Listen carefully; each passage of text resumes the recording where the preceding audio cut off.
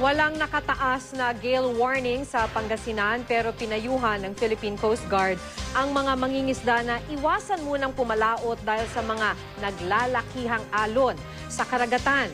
Makibalita tayo live kay Roland Umangay ng GMA Dagupan. Roland?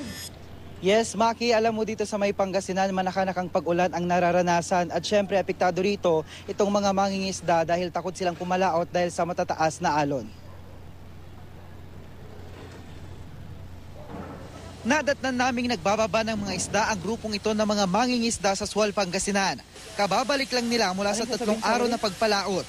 Hindi man daw gaano karami ang nanghuling isda, sapat naman para may maibenta. Mararamdaman naman nila sir, kung doon kasi sanay na sila sa dagat, pag alam na nila yung panahon ni masama na, umuwi na sila. Dahil sa banta ng masamang panahon, hindi muna sila papalaot ngayong araw. Batid din daw nila ang peligrong dulot ng malalaking alon, kaya itutuon muna nila ang oras sa pagkukumpuni ng bangka at pag-aayos ng mga lambat.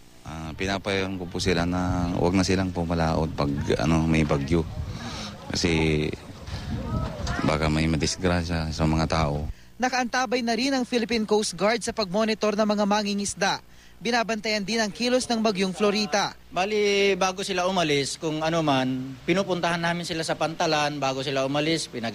Sinasa-advisean namin sila na huwag silang magtuloy at para hindi naman sila peligro doon sa kanilang pagpipishing. Samantala, nagpaalala naman ang PDRRMC sa mga mabababang lugar.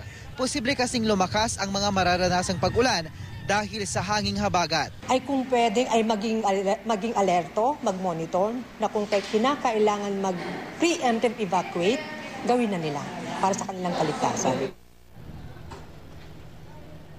Maki, bagamat panakanakang pag-ulan lang ang nararanasan dito sa may lalawigan ng Pangasinan, may ilang barangay na nakakaranas ng pagbaha, lalong-lalo na itong mga low-lying barangays dito sa may Dagupan City na apektado naman ng pagbuhos ng tubig mula dito sa may Sinukalan River. Sa akin, Maki, maganda ang lagay ng panahon sa mga oras na ito dito sa may lalawigan ng Pangasinan. Yan muna ang latest mula dito sa Pangasinan. Roland Umangay, Nagbabalita, Pilipinas.